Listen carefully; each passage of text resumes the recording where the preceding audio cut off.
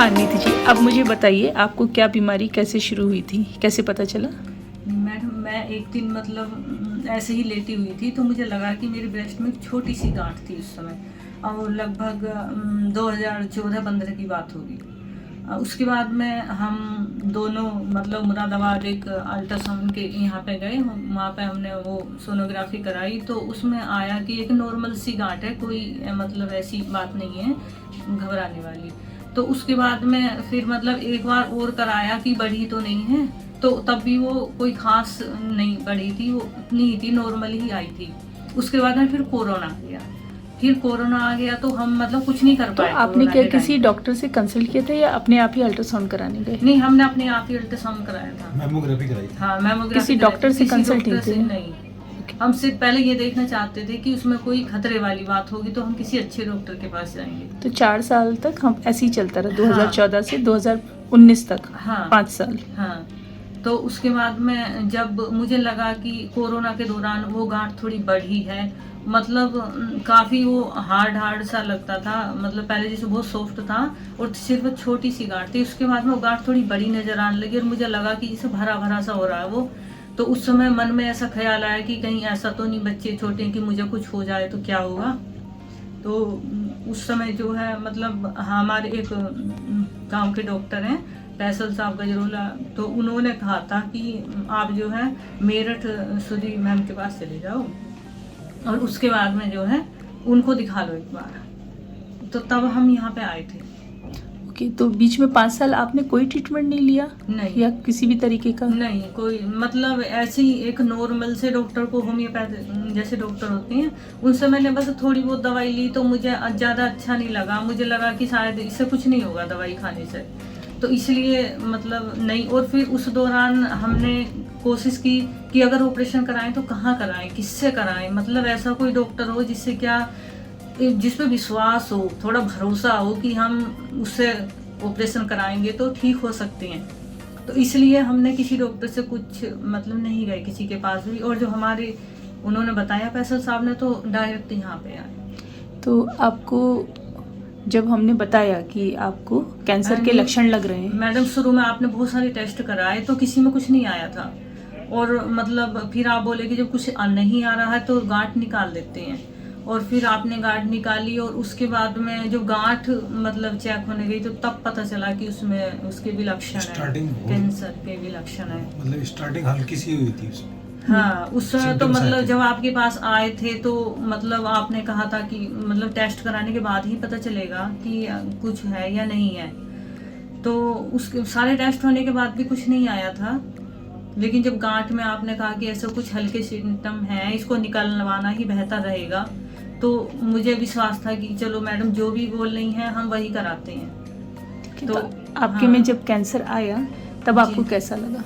नहीं, उस समय थोड़ा एकदम से ऐसी घबराहट सी हो गई कि ये क्या होगा, कैसे होगा, मतलब थोड़ी दिल घबराया, थोड़ी मतलब रोना भी आया, लेकिन फिर धीरे धीरे ऐसा लगा कि नहीं मैडम कह रही हैं तो हो जाएंगे ठीक, कोई ऐसी बात नहीं है।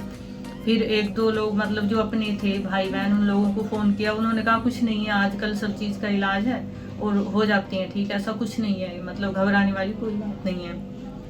और फिर ऑपरेशन हुआ तो हाँ, मन में एक बहुत ज़्यादा खतरा था, ये डर था हमेशा कि अगर कीमो लगी तो क्या होगा, या मतलब बिजली की सिकाई विकाई होगी तो क्या होगा। जो सुना लोगों से कि बाल उड़ जाते हैं, ऐसा होता है वैसा होता है, तो मतलब बहुत ज़्यादा घबराहट हुई। लेकिन फिर ये लगा कि कुछ नहीं, जिंदा रहना है तो थोड़ा बहुत तो करना ही पड़ेगा। और फिर कहीं ना कहीं मैं अपने आप की गलती समझ रही थी कि मैंने शुरू में ही अगर मैं उसको इतनी सीरियसली ले लेती और जो बहुत छोटी सी थी तभी मैं उसको निकलवा देती तो शायद मुझे इतनी प्रॉब्लम नहीं होती। तो मतलब गलती मेरी ही थी कि मैंने उसको सीरियस नहीं लिया। अगर मैं उस समय ही उसको सीरियस लेती तो शायद 1-2 टाँके का ऑपरेशन होता और मुझे इतनी प्रॉब्लम नहीं आती है। फिर भी इतना मतलब बहुत ज़्यादा ऐसी घबराने वाली बात नहीं थी, क्योंकि मेरे मतलब ख़ास तौर से मेरे हस्बैंड मेरे साथ थे और मतलब फुल फैमिली मेरे साथ में थी।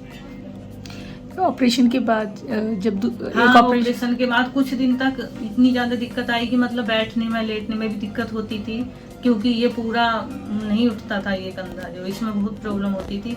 लेकिन फिर धीरे धीरे लगभग 1 हफ्ता ऐसा रहा कि मुझे बिठाना पड़ा, इन्हें अपने हाथ से खिलाना पड़ा, सब काम करना पड़ा।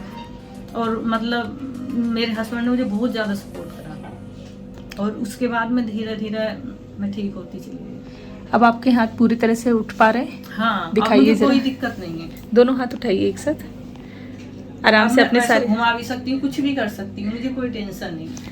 ये पूरा ट्रीटमेंट हुए तकरीबन 1 साल से ऊपर हो गया है। हाँ जी, घर के काम वाम कर पा रहे हैं? हाँ जी। मैं तो मतलब 2-4 महीने बाद ही, मतलब जैसे ही मेरा 3 महीने के बाद में ही मैंने अपना सब काम करना शुरू किया था, क्योंकि मेरे बच्चे स्कूल जाते थे, घर में कोई करने वाला नहीं था। मतलब मेरे हस्बैंड मेरी काफ़ी हेल्प कराते थे, लेकिन उसके बाद भी ड्यूटी वगैरह जाते थे तो सब मुझे ही देखना होता था। तो अब आप जैसे बहुत सारी महिलाएं होती हैं जिन्हें पता चलता है कैंसर, जैसे ही पता लगता है या तो कैंसर निकल आएगा सोच के वो नहीं अपना ट्रीटमेंट कराती हैं, चेकअप जी। नहीं कर, उन्हें डर लगता है कि कैंसर निकल आया तो उन्हें दिक्कत होगी। जी। और अगर कैंसर पता लग भी गया उन्हें जांचों से तो वो ट्रीटमेंट नहीं कराती हैं, क्योंकि उन्हें लगता है कि ट्रीटमेंट के साइड इफ़ेक्ट्स बहुत ज़्यादा हैं। हाँ। तो आप क्या कहना चाहेंगे उनको? नहीं, ये गलत है, ऐसा नहीं सोचना चाहिए, बल्कि ये सोचना चाहिए कि जितनी जल्दी हम उस चीज़ को डॉक्टर के पास लेके जाएं, जितनी जल्दी ऑपरेशन करा के उसका ट्रीटमेंट करा लें, उतना ही बेहतर होगा। अगर हम ज़्यादा दिन तक उसको रोक के रखेंगे, हम ये सोचेंगे कि मतलब ऐसे ही ठीक हो जाएंगे, तो हो तो सकते नहीं, क्योंकि एक प्रॉब्लम अगर हमें हो गई तो वो ठीक नहीं हो सकती बिना इलाज के। और अगर मतलब उसको जितनी जल्दी ले लेंगे उतनी जल्दी हम ठीक हो जाएंगे। चलिए, थैंक यू वेरी मच। आपका फीडबैक बहुत सारे जो फीमेल्स हैं, जो बहुत सारे फैमिलीज़ हैं, उनको बहुत हेल्प करेगा।